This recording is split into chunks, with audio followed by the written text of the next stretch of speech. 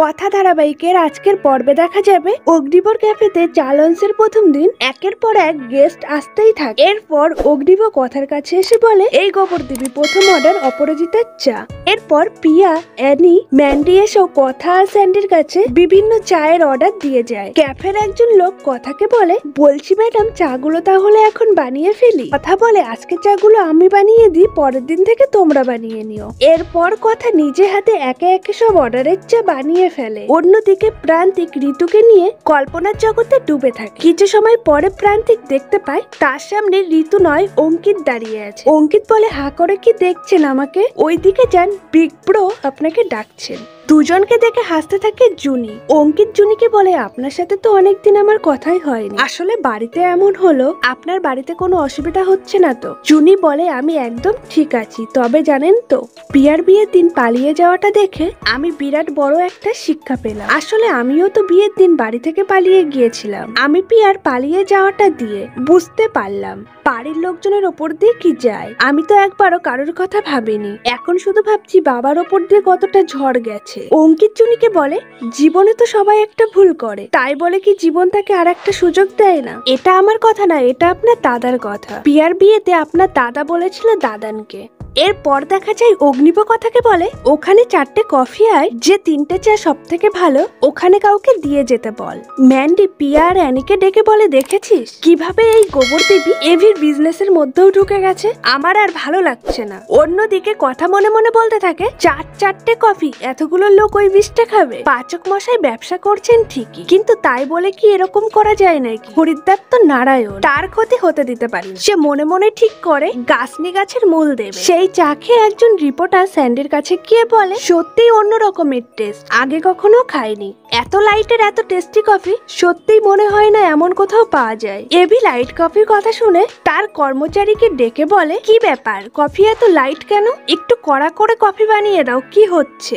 লোকটি বলে, sir madam তো কাউকে কফি দিচ্ছে না, কফির জায়গায় একটা অন্য একটা কি দিচ্ছেন। অগ্নিব কথার কাছে গিয়ে বলে, এই গোবর দেবী কি শুরু করেছিস তুই কি সবার ফুড হ্যাবিট চেঞ্জ করবি? কথা বলে, আপনি যেমন কিছু কিছু কাজ মানবিকতার খাতিরে করেন, আমিও এটা মানবিকতার খাতিরেই করেছি। একটা দায়িত্ব আছে আমার, সেটা পালন করতে হবে। সবার এত কফি খাওয়াটা ভালো না, তাই আমি কাসনি গাছের মূল দিয়ে দিয়েছিলাম। অগ্নিব বলে, তোকে আগেই বারণ করেছিলাম তুই আর কোনো অর্ডারই নিবি না। আমার টি লঞ্চ এখনো খোলেনি, তুই তার আগেই বন্ধ করার প্ল্যান করছিস। কথা বলে, আমি তো ভালোর জন্যই করেছিলাম। অগ্নিব বলে, চুপ কর, একদমই তুই অর্ডার নিবি। এরপর দেখা যায় একটি কফির অর্ডার আসায় ক্যাফের কর্মচারীর কাছে গিয়ে কথা বলে, উনি যে কফির অর্ডার করেছেন তার মধ্যেও একটু কাসনি গাছের গুঁড়ি মিশিয়ে দেবে। অগ্নিব এসে কথার মুখ চেপে ধরে বলে, একদম চুপ করে থাকবি তুই, কফির মধ্যে শুধু কফিই থাকবে, ওর মধ্যে তুই কোনো গুঁড়ো দিবি না। অগ্নিব চলে যেতে কথা আপন মনে বলতে থাকে, সারাদিন এনারা কি কফি কফি করেন কে জানে, কোনো দিন তো খেয়েও দেখিনি। তারপর কথা ক্যাফের কর্মচারীর কাছে গিয়ে বলে,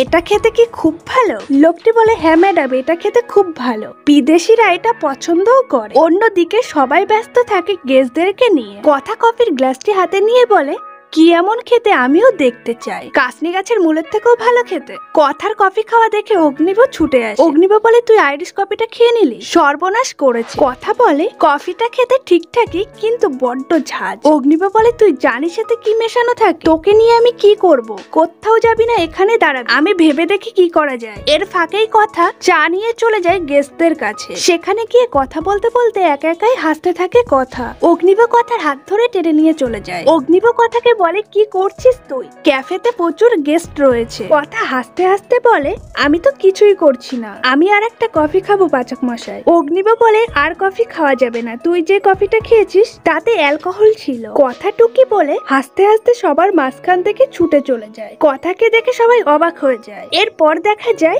সব গেস্ট চলে যাওয়ার পর অঙ্কিত কথার কাছে গিয়ে বলে, কথা শরীর খারাপ লাগছে? কথা হাসতে হাসতে বলে, শরীর খারাপ, শরীর তো ভালো লাগছে। এরপর অঙ্কিত অগ্নিবর কাছে গিয়ে বলে, কথার যা অবস্থা, ওকে বাড়ি নিয়ে যাওয়া উচিত। প্রান্তিক বলে, বল তোর কি এখানে কাজকর্ম আছে, আমরা ওকে বাড়ি ছেড়ে দিই। অগ্নিব বলে, না না, তোরা পারবি না ওকে সামলাতে, বাড়িতে গিয়েও যে কি পাগলামি করবে কে জানে। সেখান থেকে বেরিয়ে কথা অগ্নিবকে বলে, কি সুন্দর হাওয়া দিচ্ছে পাচক মশাই, সবসময় মুখটাকে গোমরা করে রাখে, এখানে আসুন, দেখুন আপনারা শরীরটা ফুরফুরে লাগবে। অগ্নিব কোনো মতে কথাকে গাড়িতেই তুলতে পারে। কথা অগ্নিবকে দেখে বলে, এ বাবা, আবার দোলের দিনের মতো আমি আপনাকে থেকে 3টে দেখতে পাচ্ছি। সে কি, আপনি কি জাদু জানেন? অগ্নিবা বলে চুপ করবি তুই, চল আমার সঙ্গে। কথা নেশার ঘরে গান গাইতে শুরু করে দেয়। অগ্নিবা বলে কি যে করিস তুই, তোকে না বুঝতে পারি না আমি। এমনিতেই সারাক্ষণ রামা পণ্ডিতের গান শুনে যাচ্ছিস, গেয়ে যাচ্ছিস, আর একটু নেশা হলেই হিন্দি গান গাইতে শুরু করে দিস। আসলে তোর এই গানগুলোই পছন্দ, নেশা করলে তোর আসল দিকটাই বেরিয়ে আসে। এরপর অগ্নিব কথাকে বলে তুই ঠিক আছিস, বাড়ি যেতে পারবি? কথা বলে আপনি ঠিক আছেন তো পাচক মশাই?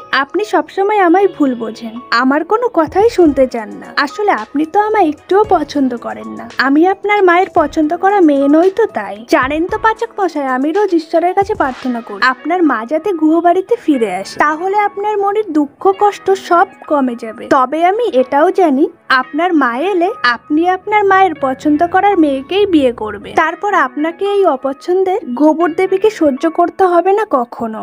আমি আপনাকে শান্তি দিয়ে আপনার জীবন থেকে চলে যাব, তবে তার আগে না আমার দুটো কাজ আছে, সে কাজ দুটো করে আমি যাব, আর তারপর আমি সারা জীবনের জন্য চলে যাব আপনার জীবন থেকে। কোনোদিনও আর এই গোবর দেবী আপনাকে বিরক্ত করবে না। কথা প্রচন্ড ইমোশনাল হয়ে পড়ে। অগ্নিব মনে মনে বলে গোবর দেবী তোকে আমি মিথ্যে কথা বলবো না, আমার মা আমাকে আমার জন্য যাকে পছন্দ করে দেবে আমি তাকেই বিয়ে করব, কিন্তু তুই আমার জন্য যা যা করেছিস সেগুলোকে কোনোদিনও আমি ভুলতে পারবো না। শেফ এভি এতটা স্বার্থপর নয়। ভিডিওটি ভালো লাগলে অবশ্যই লাইক কমেন্ট শেয়ার করবেন। ডেইলি নিত্য নতুন ভিডিও পেতে ছায়াছবির জগৎ চ্যানেলটিকে সাবস্ক্রাইব করতে ভুলবেন না।